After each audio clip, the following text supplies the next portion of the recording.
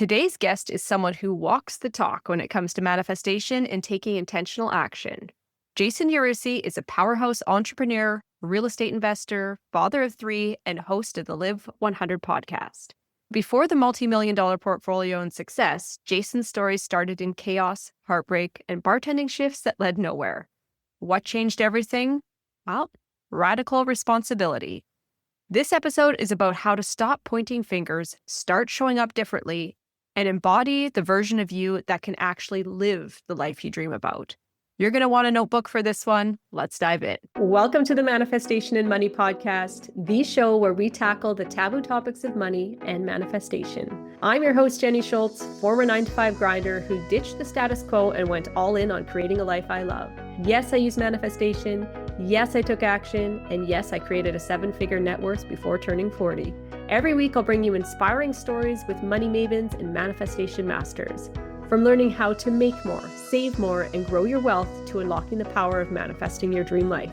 I am so excited to play in this space with you. Let's jump into creating a life you love. Welcome to the Manifestation and Money podcast, Jason. It's great to be here. Thank you so much for having me. I am so pumped to chat with you. Like I said in our pre-chat, manifestation and money. And manifestation is all about setting intention and taking action. And I know you are the guy for this conversation. So I'd love for you to share with the listeners just who you are and what your story is. Sure. Well, my name is Jason Yarusi. Today, I'm just south of Nashville in Murfreesboro, Tennessee. I have an investment firm that buys commercial real estate. So since 2017, we've acquired a little over $350 million of real estate, mainly garden-style apartment buildings, and we're here in 7 states. We own the properties. We operate the properties, run the asset management until we hold those properties for 5 to 7 years. But that's a long ways from where I started. I started as a bartender, right? So I left school after facing a bit of challenges in my formative years. I lost a lot of friends I wasn't like in a war zone or in a place where like people are in the army, but I had all these friends that just like pass away from like very weird things growing up. I had a friend die in a boat accident. One committed suicide. Another one was in a car where people were drinking, got in a car accident. And then my girlfriend, this was age 16, she got killed in a car accident. So by the time I went to college, I was just kind of lost and dejected. I just really had lost my purpose, right? My parents were going through some struggles financially, right? They had a small business which can be great, but at many times if you're literally the person running the business and you're good at either doing the work or doing the business, but you're not good at both, you can see frustration and difficulties, and they were facing difficulties. So here I go to college and just really lost. And I get a business degree because I had a girlfriend at the time that mom said, you should do business because you're good with numbers. And that was my whole range of thinking how to pick my major, because I was really, really going through the motions of picking majors, right? So I picked this, get out of college with a finance degree, business and with finance. And I move into New York City with really no desire to go into that space. So I did, which was the next step. I started working in bars and restaurants, right? Just like whatever came upon me. And I did that for a number of years. I worked in bars, I worked in restaurants, all different kinds of things. And at that part, it was just like what I did. But what was the through line is you just didn't like what I did, right? I didn't like where I was. I didn't like what I was doing. I didn't like anything about how I was showing up, and it turned through to everything, right? Like the results of my life weren't great. The relationships I was in weren't great. And if you look at the steps, is I was doing chaotic things and I was getting chaotic results. And now that just seems master of obvious. But at that time, you're just like, I just can't figure it out, right? Because you just are just doing the thing. You're so in the mix of it, right? Where your whole life seems of an urgent matter because you're just not happy with where you are. But I stayed where I was, right? And that was the key piece, is like, didn't like where I was, but I wasn't making any change. Well, one night, after the things were just going sideways, I was riding my bike home at 2:30 in the morning from one of the bar jobs I was at. And out of nowhere, I got hit by a car. And next thing, I get taken to the hospital. I get a pin in my wrist, a broken shoulder, stitches in my face, back of my head. I still have a scar today. And lo and behold, I get out of the hospital a day later. And next thing I know, I'm thinking like, I have to get back to work because I have to make money for rent. And I was like, okay, let's just stop for a second and think about these series. And it was that moment where I was like, okay, well, here's the agreement I have to make myself. I can keep going back to the same thing, but then I have to stop being angry with getting chaotic results because I'm doing crazy things. Or I have to try something different. And many listeners might be in that point right now, is maybe not as dramatic or not in the part, but they want to do something different, but they don't know what to do. And I was in that point. I didn't know what to do. So I just started to do kind of the opposite of what I was doing. Instead of staying up late and like maybe drinking after work, I just go home, go to bed, get up early, right? Get back to a workout routine, start to read books again. Like I left school, I'm never going to read again. You think of that crazy notion, like never going to have to learn again. But you think of that, right? And lo and behold, it wasn't immediate, but things started to improve because mentally I had started to transition from looking at the negative to looking at some of the positives. And I went from working behind the bar to open up my own bar, open up a restaurant. At one point I opened up and sold a brewery before a storm happened on the East Coast, Hurricane Sandy, and that decimated hundreds of thousands of homes. So at that time, I have my now wife working for me and my little brother working for me in New York City. And we picked up and moved to New Jersey to help dad with the family business. And it was a very niche business that dealt a lot with foundation issues and lifted and moved homes. And he would do 12 jobs a year because of just the intricity of the jobs. Well, that business exploded from 5 or 6 calls a month to 1,000 a day. So we ended up taking that business from that 12 or 13 jobs to about 300 jobs a year, and about a couple thousand we did over the course of the time there. And that led me into real estate, right? And so what I learned from all of this is that you have a goal, and ultimately the way you get to that goal is going to change. But you get experiences as you go, which opens your eyes to new opportunities. And when you start to look at it through a different lens, the opportunities start to appear and you can start imagining the steps to get there. And what I found between the bar job and the construction job is I was doing all the work. And it was, if I did, then we could make something from it, right? But if I wasn't there, there was no revenue. So what I found is I had no time. If there was 25 hours in a day, we could have used them because if we did not show up, there was no revenue, no opportunity. So we kept looking for that point where my girlfriend at the time, now wife, was pregnant with our first child. And we're looking at our days and there's no time. The time is lost. So the biggest piece I was looking for is how can I get back to a point where I've now gotten positive direction, but I need to get control back of my time. And the word that kept popping up was real estate. So we started doing real estate projects on the single family side, learning from that, understanding that was actually taking more of the time and less of the commitment for us to control the project before we started moving into different things of development, into moving into small multifamily before we moved into large multifamily. And what large multifamily gave us is that we could find these opportunities, put together the plan, the process, the team, and then manage the operation instead of doing the day-to-day work. And that started the process in 2017 of us buying a 94 unit that has slowly grown to where we stand today. Wow. I love that. And I love real estate too. That was my ticket to breaking away from you being taught you have to grind it out at a 9-to-5 job every day, soul sucking, and you just have to sign up for that till retirement. And that didn't feel good. And then figuring out the real estate piece, I'm like, oh, I can learn. Yes, you have to go back from learning. And I agree too. We're all lifelong learners if you want to get somewhere. Learn how to do something that doesn't require all my time. And so that's fascinating that you have that path too, but yours is way more grand scale than mine. My goal was to get 5 rental properties, and that was what was going to help me sleep at night. And once I did that, then it became a lake property and fun properties like that. But real estate That's fantastic. is like a little golden ticket. I find it helps me sleep better at night. How did you take yourself from that chaotic state to getting yourself to have more intention and more, well, less chaos? What's the word for less chaos? Calm. Calm. Yeah. How did you flip the switch to get that more calm and more honed in view on your life? When things feel chaotic in life, you put more and more pressure on yourself and you feel like you're going at a faster pace, but you don't know the direction you're going. You don't really even know where you're trying to end up to because everything that comes upon you starts to be an emergency. And whether it's just the smallest thing or the biggest thing, you treat them all the same because you're in a state of urgency, right? And it's like if you're in a car, you're revving the engine to like 8,000 RPMs at all time, right? That's how you're like running yourself and running your life because you haven't taken back control of those steps. And so you look at it, what can I control and what can't I control? And when you break up those two boxes, you can start to focus on what you can control and you can start to fix that. That could be the time you wake up. That could be your diet. That could be the words coming out of your mouth. That could be the thoughts putting in your mind. It could be the books that you're reading to what I can't control, right? Things like the weather. You're like, oh, it's horrible outside. And now you ruined your day because of the weather. You're like, wow. But that ruins people's day. It's raining out and that will ruin people's day. When you start looking at that, you can start to just set aside the stuff you can't control and then put focus into what you can control. And then understanding we all want big change, right? If you're not in a great place right now, where it could be anything, if you're out of shape or, are facing financial hardship, you just broke up with a relationship, you want it fixed right away, right? But it's not going to fix overnight without you taking small steps today that compound. So you have to look at yourself outside of where you are and say, okay, if I want to be this person, how am I showing up today? Right? If I want to be a healthy person, are the actions I'm taking right now, today, going to lead me on that path? If I want to get to financial freedom, right? If I want to have savings and a 6-month nest egg where I can just not worry about things, are the actions I'm taking today meeting that person that's going to be there in 6 months? Or what do I need to change today? And then you can start listing the things that you're doing that are not meeting that future person. I had a person say to me once, and it was really just a throwaway statement. It was like, many times, it's like we're stuck in a jar and we can't see the label. We can't see how we're showing up, right? Because we're focusing outwards on everything else around us and everything else that's affecting us.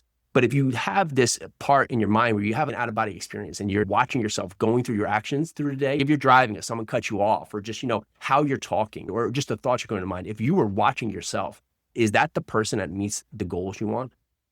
And if the question comes up that it's not, okay, what does that person do that's meeting the goals compared to where you are today? And when you could start focusing on that, you start focusing on the positive. We don't have to focus on the negative. The negative is going to get filled away, but the positive, that's where you have to put your energy. You have to start being conscious to it. And 98% of our day is subconscious actions, right? Where 2% is actually us focused, constantly focused on what we're doing. So we have to be really positive. If we're having 65, 75,000 thoughts a day and 60% of them are repeated, if it's built on negative thoughts, negative patterns, then you have to slowly break that. You have to slowly erase that. And I like to think of it like a glass of water, right? If you have a glass of water and you take just a drop of black coffee and put it in there, it taints that entire glass of water. If that glass of water was positivity, all it takes that little bit of negativity to get in you just to create and disrupt. But if you have a cup of black coffee and that black coffee is your negative thoughts and you just take a drop of water, right? It makes almost no effect. So you have to be very conscious to try to pull the positive into your life, to try to dissuade and push out the negative. And I get it. Things happen that are not fun, but it's growing to where you want to be. The goal is to go through that and understand that it's not a great position, but there is a lesson there. And sometimes it's not a fun lesson, but there's a lesson there. And you can look at it as a launch pad to the next objective. It gives you purpose when that has happened. Yeah. And isn't it a hard place to trust that there is a lesson in that moment? Because oftentimes you don't see it till you're further down the path and you look back and you're like, okay, now it makes sense. That part of what I learned there is helping me out so much more in this part of my life right now. And I just want to know, how do you suggest somebody starts forming the habits to be on the more positive side?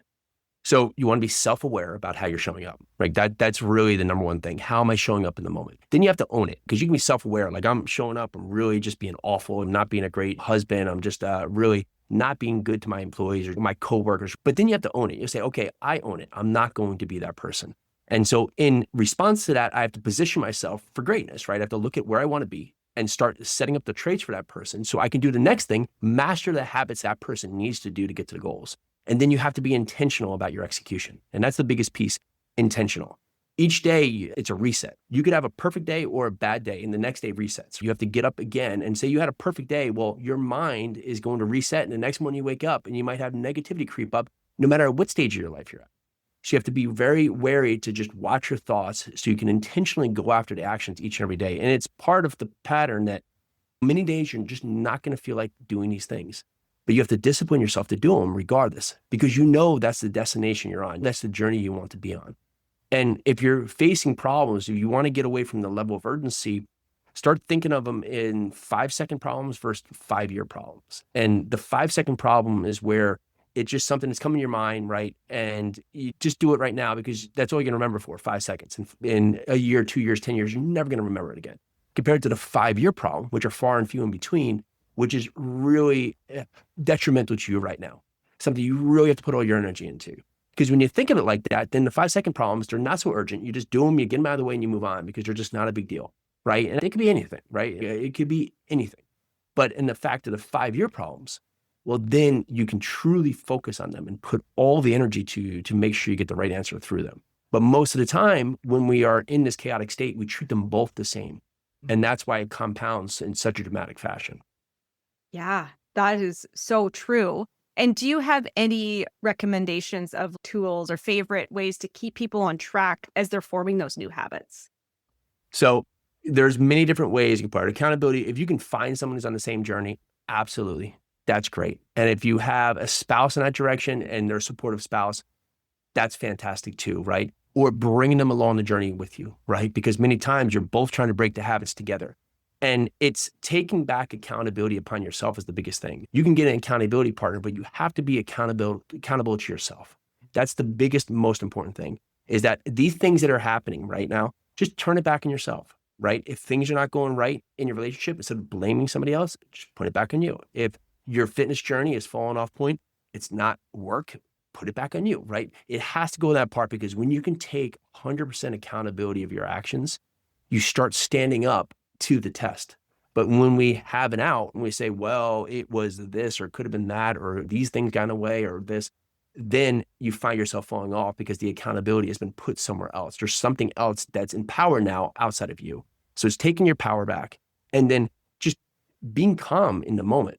If something blows up right now, instead of immediate reaction, take 5 seconds, take a deep breath, and then think through your reaction from there.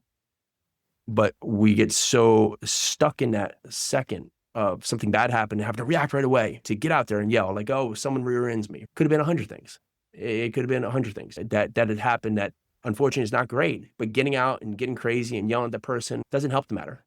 So are you okay? We could be calm. How can you calmly react in the moment so you can just move your day along and continue to improve instead of constantly pulling yourself back to the mean of where you were before?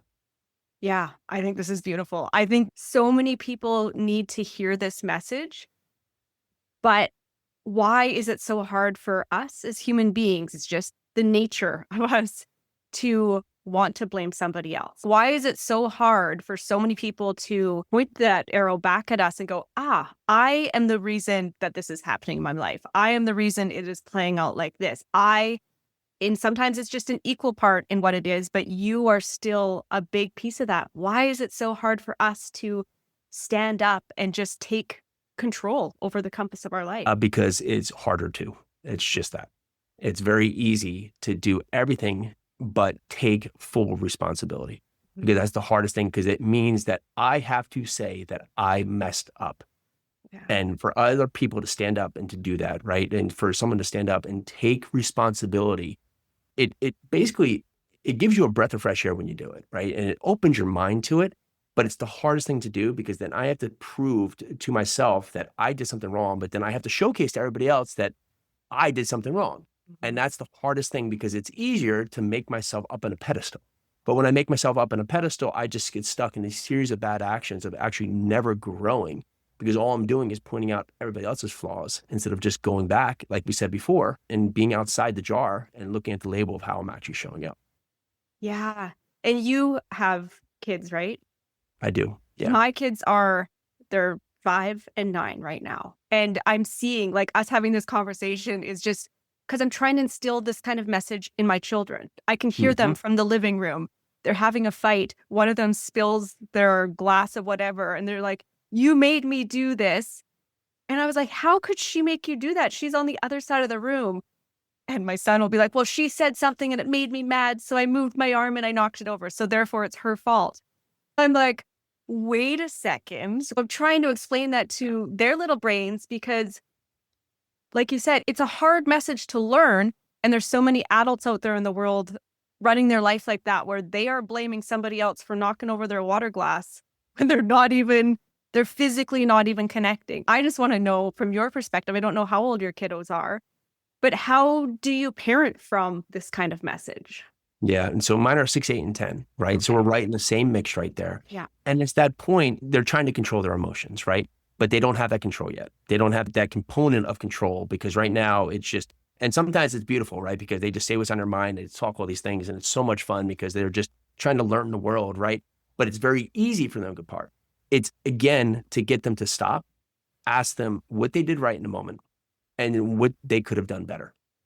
And when you think about that, it allows them to be part of the conversation because there were things they did good. Luckily, it didn't go over and hit the daughter, or luckily they didn't do something to that part, but what did they do bad? They got mad. Okay. So you got mad. Okay. Why'd you get mad? Because my sister said something that hurt my feelings. Okay. But you getting mad, what was the result of that? I knocked over a drink. Well, did your sister knock over your drink? No, I knocked over my drink. Okay. Well, if next time we can maybe say, I don't like, what you said, maybe that keeps us from knocking over the drink. And it just slowing everything down, because life, we think, moves so fast, and it does. If you look at the whole spectrum of the world, like we're here for a blip, like it moves but in our life itself, it moves very slow.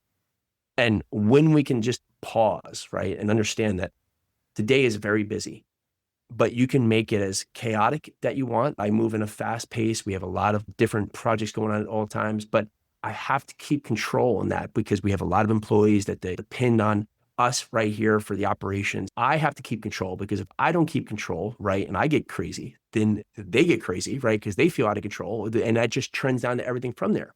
And so as a parent, we have to keep calm. And that's sometimes the hardest thing to do, because we're stressed. We have all our other things going on. We're in the mix. We're doing business, doing family. The kids are screaming, they're fighting, right? And so we bring chaos in there. And I'm not completely pristine in this transaction. I'm guilty too of losing my cool. But the more you can bring it into a calm part, take them aside and just, in matter of fact, talk to them in a way that just can help them really figure it out in their own mind and make decisions. That starts to give them a problem-solving notion instead of a blame.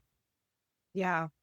I find parenting children almost amplifies real life. Like I'm learning so many lessons from my kids, just watching those moments where I'm like, you are learning, you are figuring this out. Here's an opportunity. And it's just fun. Yeah. They love so hard too, right? You get everything amplified. I would love for you to share with the listeners what's going on in your world. You're a parent, you've got all these big things going on. You've got podcasts of your own. So please give the listeners a listen into what Jason's world's like. Well, I appreciate that. And I'll add one more thing that helped with my time in the day, is that I started to make things that were just my commitments, right? And, work has to get done in its own fashion, but I found that setting commitments where I wanted to be. So I take my kids to school and I coach them in their sports. I meet those. Those are the things that I have to be at.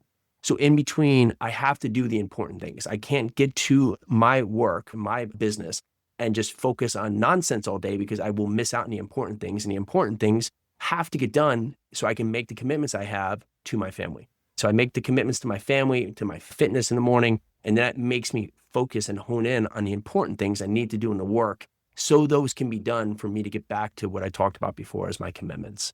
I do have another podcast. It's called the Live 100 podcast with Jason Yarusi. It's just at Live 100. You can find that in all the usual suspects for podcasts. It's about 5 or 6 minutes, just quick hits, just talking about all the things of just intention, action, and just living life to your fullest. And Jason Yarusi at all social media. You can find me on Instagram. Okay, fun. I know that you've got a new follower in me for that, because just listening to you on here, your way to articulate visuals, you're speaking and you can see what you're speaking about. Thank you so much for joining me on the show today and having this fun conversation. Yeah, well, thank you for that. Thank you so much for tuning in to this episode of the Manifestation and Money podcast. If today's conversation lit a spark in you and you're craving a space to go deeper with your vision, to actually live what you are manifesting, I want to invite you into something really special. It's called the Manifestation Playground, a high vibe monthly membership where you get to experiment with manifestation techniques, connect in intimate pods of like-minded people, and receive direct mentorship from me twice a month inside our cozy Zoom room. This is where your dream life stops living in your journal and starts showing up in your reality. Vision, energy, accountability, it's all happening inside the Manifestation Playground, and your group might be forming right now.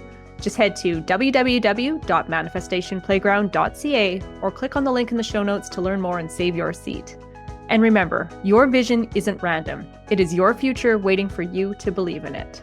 I'll see you next time, or inside the playground.